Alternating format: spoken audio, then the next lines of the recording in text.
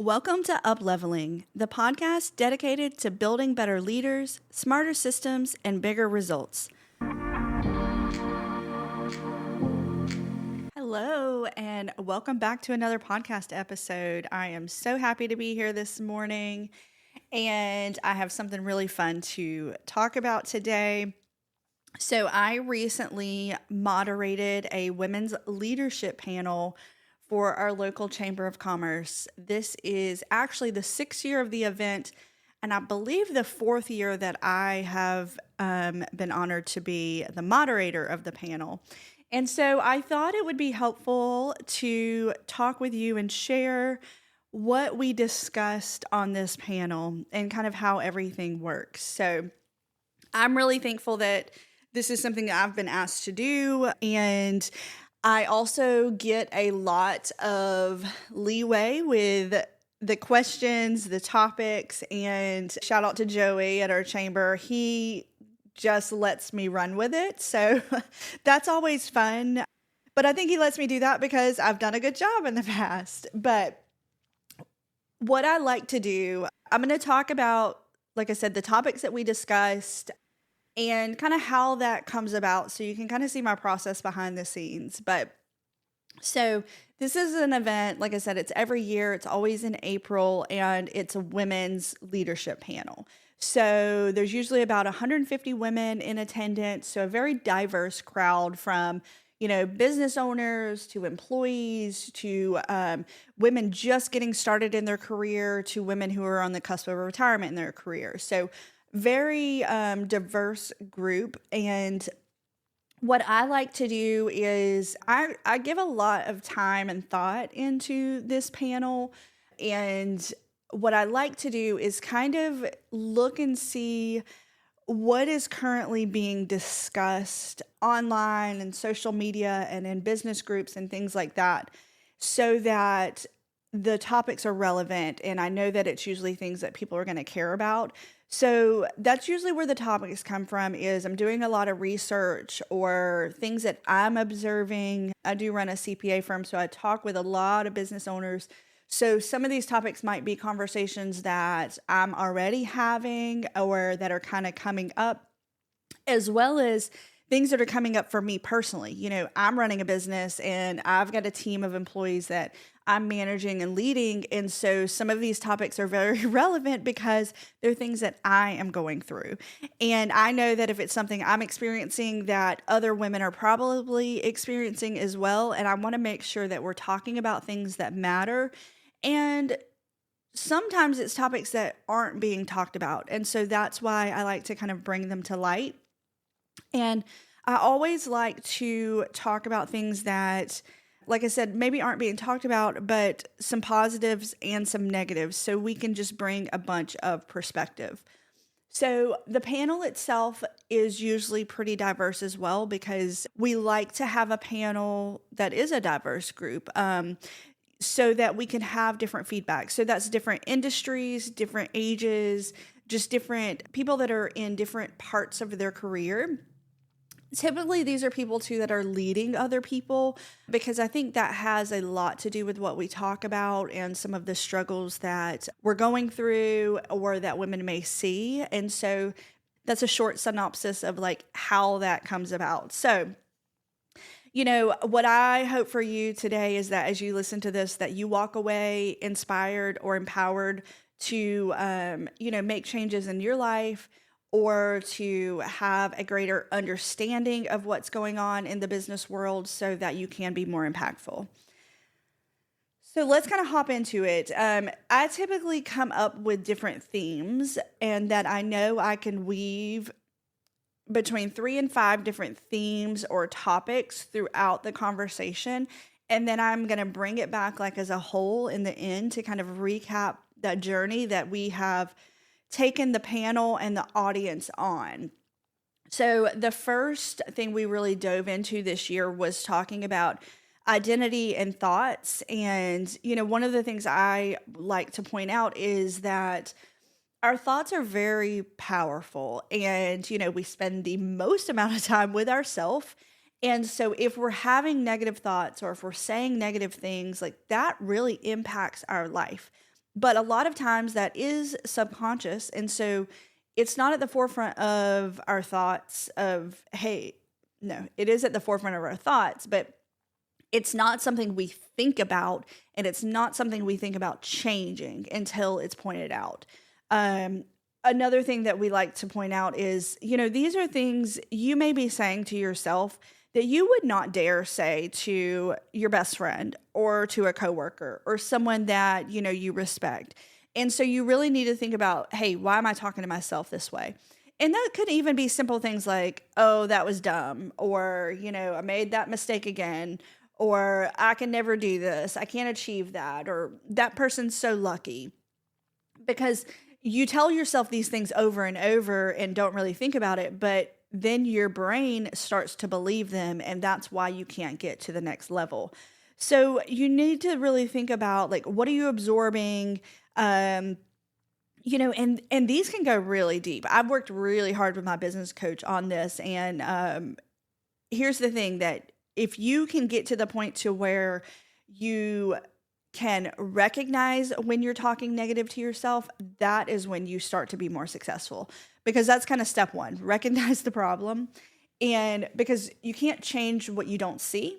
And so when you start to recognize, like, hey, that's probably not, something I should be saying to myself. All of these things are known as like limiting beliefs. We also talked about imposter syndrome. And that's really where, you think that you're not capable, or you shouldn't be the one, or you're a fraud. Oh my gosh, everyone's going to figure out I have no idea what I'm doing. Well, guess what? None of us know what we're doing until we do it. So that's perfectly normal.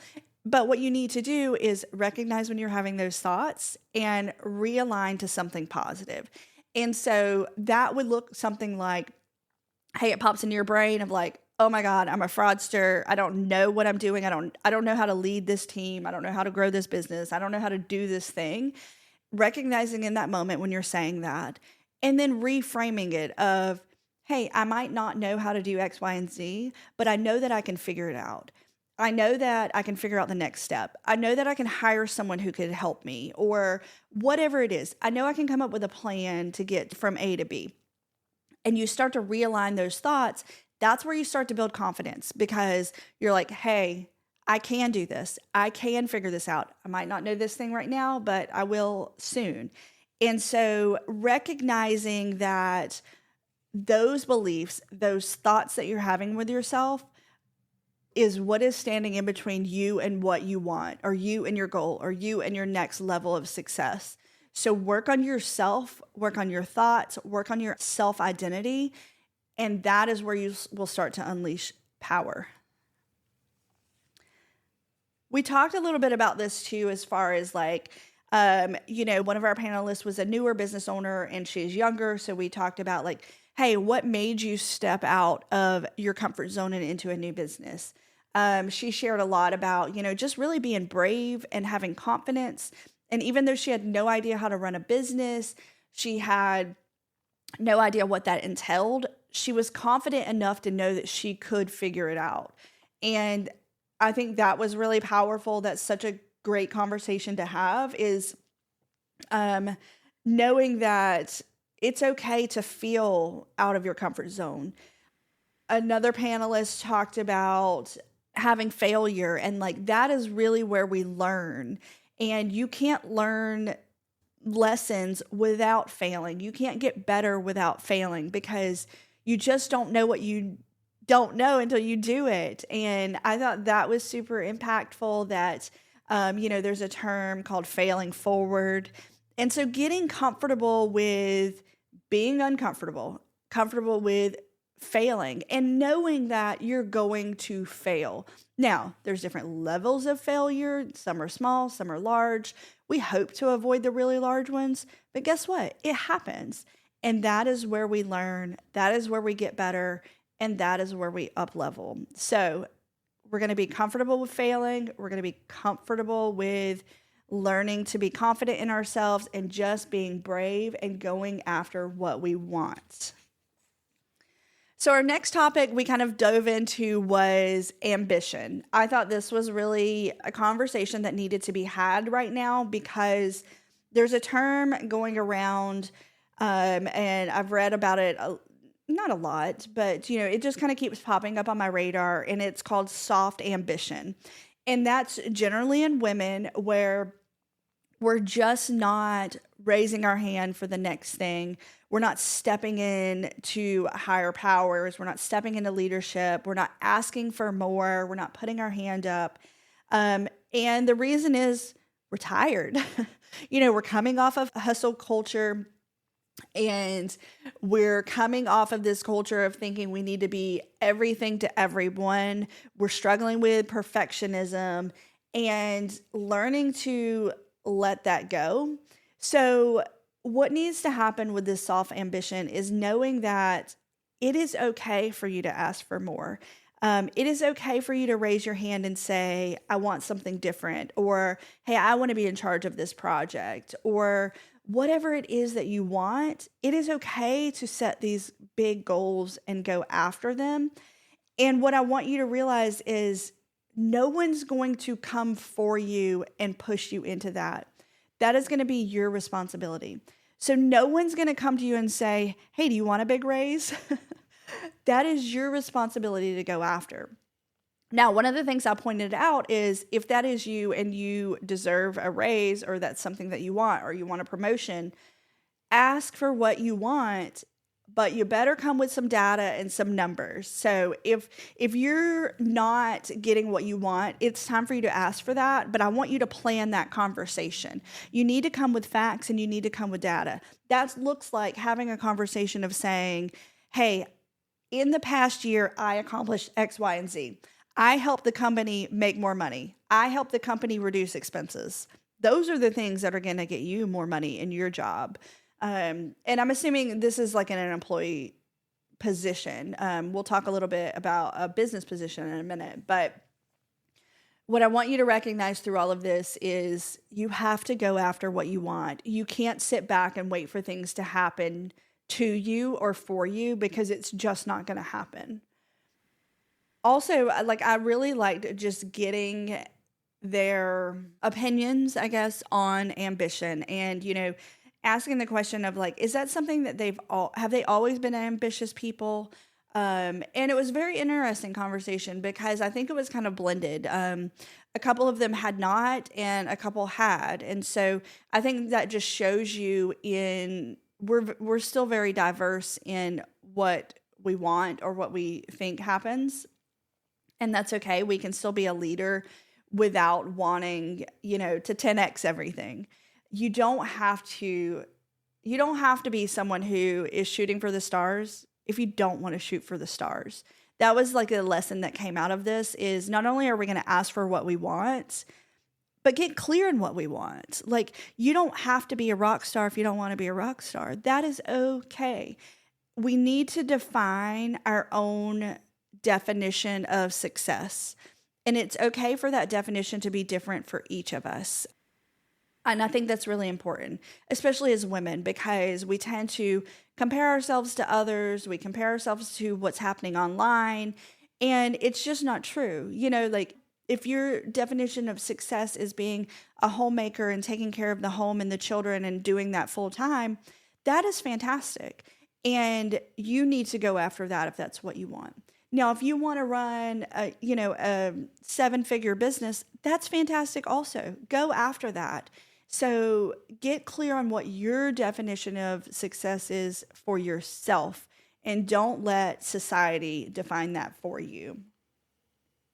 And then lastly on this topic, one of the things that I actually don't think I asked this question, but I had it written down to ask is, do you think too much ambition is a bad thing?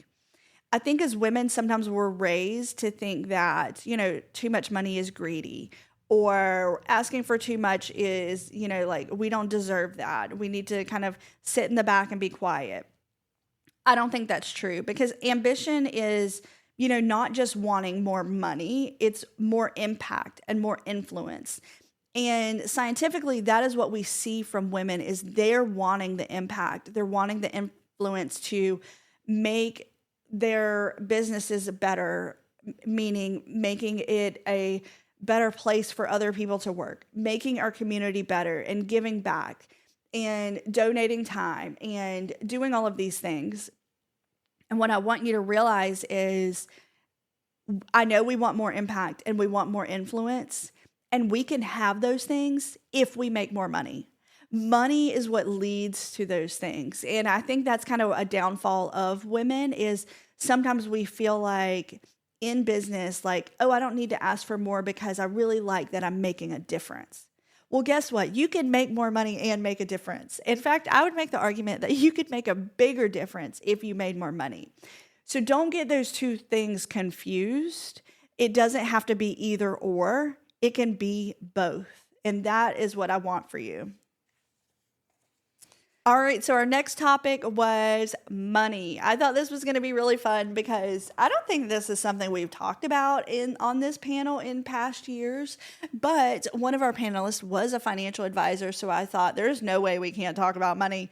Having a financial advisor on the panel. So we definitely did that. My first question to her was, hey, what's one habit or one skill that you think everyone in the room could do next to, up-level their, I don't know if it was relationship with money or just up-level their money status. And her answer was the one we don't want to hear, but we all need, and that was make a budget.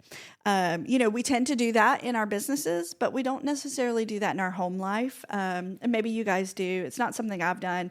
I definitely need to do, because, I think, and this is what she pointed out as well, like you can't improve what you don't see. And so that's where it starts. It starts at that baseline of like, hey, where are we at? So I think money can feel very intimidating. And what you need to recognize is it's just a tool. And it's pretty simple as well. But you have to be in charge of your dollars and telling them where to go instead of them being in charge of you. And that starts with recognizing where is your money going. And so, that's really impactful. I hope that that's something that the audience does. I hope that's something that you guys do, just to kind of get an idea of where's my money going? How can I spend this more wisely? How can I put this into different buckets to where it will work for me? And that's really what, like I said, money is a tool. And so don't get intimidated by it. Just like we've done with every other thing in our life, when we are intimidated by something, that's when we just need to learn more. So pick up a book, pick up a phone, reach out to your financial advisor. I just bought a really great book, and I'm going to give you the title of it. So if you're interested in learning a little bit about money and how it can work for you better, pick up the book, I Will Make You Rich by Ramit Sethi. It's very good. He does a really great job of explaining things in a very basic way, that you're not going to feel intimidated. He has great social media as well. So if you're not a reader, you can check him out online. But I think the main focus here is don't ignore money, even if you're feeling intimidated by it. Lean into that because obviously that, again, like we just talked about in the last topic, that's how you can have more impact and more influence when you have more money. We talked a little bit also about, bringing that topic of confidence into money and, have you ever struggled to charge what you're worth and asking for more? And the answer was definitely yes across the panel. But it comes back to that same concept of no one's going to hand you more. Like that's your job to ask for that. But also like that's your job to show the value in what you deliver. And so if you are going to charge more, which women typically charge less than men, there is no reason that you should be doing that either. I would probably make the argument that we do a better job in the fact that we care more at the end of the day. Now, these are very general terms, so if you're a man listening to this, these are just my thoughts. But, that, and here's the thing, like, I have this conversation a lot about raising prices, is raising prices or pricing is an art and a science. Like, there's, we have a formula and a spreadsheet for how we price, but there's times I look at that and I'm like, this doesn't make sense, so we're going to change that. And just recognizing that It's an art and a science, and it's also a lever that we can pull in our business. When I say it's a science, what I mean by that is sometimes we're testing. So raise your prices and see if people will pay them. If no one's going to pay those prices, come back down. Like prices are not set in concrete. And so it's a lever. We pull those like throughout our business. We also want to make sure, like, are we in line with our competition? Do you even know what your competition charges? Like, that's your job as a business owner to know those things, because that's how you make more money. And for every day, every month, every year, you're not increasing your pricing, or you're not pricing in line with the value you're delivering, you're losing money. And that's money that could compound over time and, lead to your retirement, lead to, doing more for your children, doing more for your grandchildren, or giving back more to your community. And so think of it that way, of like, if you're not raising prices, you're losing money. So again, the last thing is really just recognizing money is a tool. It's not for control, but it gives you more choices. And that is what we like.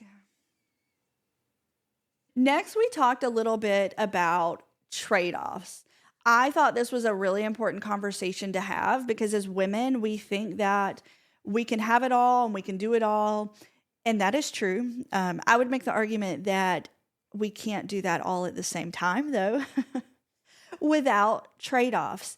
We have this picture painted for us that we need to be the best wife, the best mother, the best coworker, the best business owner, the best leader, all of these things. Well, it's really hard to be the best at everything. And so we need to ask for help. We need to pay for help. We need to figure out, like, how can we make our lives better? But also recognizing that at different levels of success, and as we move up in our journeys, or as we become bigger business owners, or we become, a person who's now moved into a leadership position, there's going to be trade-offs. There are things that we're going to have to give up to get to that level. So don't think that we can have everything and be everything. Now, if that is you, more power to you. But for the rest of us, I want you to recognize that trade-offs is a real thing. We're going to have to give up relationships that aren't working. I mentioned a little bit about the people that we hang around. If you want to be a 7-figure business owner and you're not hanging around 7 or 8-figure business owners, it's going to be really hard. And so that trade-off of success means you might have to let go of some relationships that are not serving you. I talked a little bit about, I really love drinking beer. I love a good chocolate porter. Anyone wants to send me any gifts, that's definitely a love language. But that's not something that I can do throughout the week, because my week is pretty solid, and I'll just leave it there. It's pretty busy, just like all of you guys, that I have a very planned out week. I have a lot of things I'm responsible for. I have a lot of people that I'm leading. I have a lot of clients that I'm serving. And so I can't be drinking throughout the week if I want to show up as my best self and give the attention that my clients and my team need throughout the week. And so that's a trade-off that I've made. That's something that I give up so I can be more successful. It could be other bad habits, not even bad habits. It can be, good habits that you might have to let go of. It could be friendships. And that's what's really hard too. But I want you to recognize that this is necessary. It's something you're going to go through, and just kind of be ready for that. With more success comes trade-offs. I did share the rule of the fact that success doesn't always feel good. I mentioned Emma Greed and how she's a mentor of mine. If you guys are not familiar with Emma, she has a fantastic podcast called Aspire. She has a new book out called Start With Yourself. That book is really great. I'm only halfway through it, but it's really good. I think all women should read that. But she also has a rule that she shared, and it was called the rule of a third, I think. And just recognizing that a third of your time, you're going to feel like you're on top of the world and you are just succeeding and you are a badass. And then a third of your time, you're just going to have your head down. You're doing the work. Things are normal. Maybe you're coasting, like everything's good. And then a third of the time, it's going to feel really crappy. You're going to fail. Clients are going to fire you. Employees are going to leave. Like there's a third of the time, like it just really sucks and it's really hard. And so recognizing that our life or our day, our month is not always going to be rainbow and sunshine, because what happens is we think that it should be, and then it's not, and we think something's wrong with us. That is not the case. That is just life. That is business. And if you know to expect that, you're not going to be let down. You're not going to start having those limiting beliefs that something's wrong with you. It's just life. And again, this is where we talked about we learn from failure. That 1/3 of the time that just like really sucks, that's when we're learning. We're learning of like, well, crap, I don't want to be here again. I don't want to do this again. I don't want to experience this again. So what can I learn and take from this so that I don't? Now, you're still going to have failure. It's just going to be different failure. And we like to think that we're failing up. Like if we're failing at something, what needs to happen is you have to reflect from that so you can learn from it so you don't fail at it again, but you're going to fail at something larger, something bigger. That's okay. That's normal. But like I said, just recognizing that success doesn't always feel good.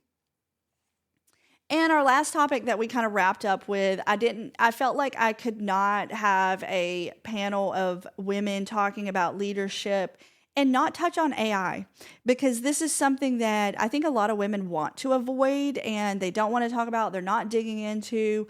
I told the story about what happened with Reese Witherspoon recently online and her mentioning AI and how as women, we need to lean into that. And the studies are showing that women really aren't. And what's happening is a lot of the jobs that are being taken by AI are women's positions. But Reese just shared some of this stuff. She got a lot of pushback online, which was surprising. But I wanted to have the conversation of, I'm in a room with 150 women. Let's talk about AI. Like, what are you doing? Are you digging into it? If you're not, you're going to be left behind. And AI is not something that should scare us or fill us full of fear. But it's something, again, it's kind of like money. It's a tool. Like it's something that we need to learn in order to get ahead. We talked about on the panel, like we don't think AI is going to take our job. It's going to make us more efficient. It's going to help us be better at our jobs. It's going to give us back time so we can have that human connection. I run a CPA firm and that's what people pay me for. It's for the relationship. And so if I can have AI do a lot of like meaningless work or, let's say data entry or analyzing things so that I can then have the meetings with the clients and we can have real conversations, that's what AI is going to help me do. It's going to help me have more conversations. It's going to help me serve more clients and serve them in a much better way. And so we need to embrace AI. And another thing is like us as leaders or business owners or wherever you are in your career, it's our job to figure out AI or to get to a place to where we're also embracing it so that our team sees that and we're helping them embrace it, and we're helping them not be full of fear around AI. And so like as a leader, that's our job. Making sure that we're up-leveling our people and we're keeping at the front end of the industry so that we can be better. We can make more money. We can pay our people more money. We're going to do those things through tools like AI. So don't get scared by it. Or listen, even if you're scared by it, that's fine. That's just an emotion. But we're typically scared by things that we don't know enough about. So if you feel like you're a little scared on AI right now, lean into it. Do some research, play around with it, start using it. That's how the scaredness goes away and our fear goes away. It goes away from learning. So that's what I want you to do is to kind of lean into it. start using it personally. Don't worry about the business. There's so many things that you can do to make your personal life easier. Just start there. And that's probably the whole point. Just start somewhere. So to tie all of this together, we talked about our journey of overcoming limiting beliefs and obstacles into ambition and setting goals and asking for what we want and stepping into what we want, as well as the trade-offs, the things that we're going to have to give up and we're going to have to confront in order to reach that level of success and that level of ambition so that we get to where we want. And like I said at the beginning of this, my goal was for the audience and for you guys listening here to really just walk away feeling empowered, feeling impacted, and wanting to do something and wanting more with your own journey. And that starts with defining what more is for you, not letting society define that, not letting social media define that, but you figuring out what is it that you want. What is the life that you want to live so that when you are at the age of retirement and you look back and you say, that was a life well lived. That's what we want for you.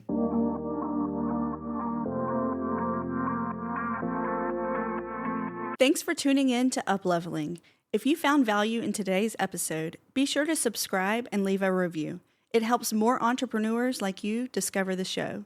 Let's keep the conversation going. Connect with us on social media or visit aligncpa.com for resources and updates. Until next time, keep leading, optimizing, and upleveling.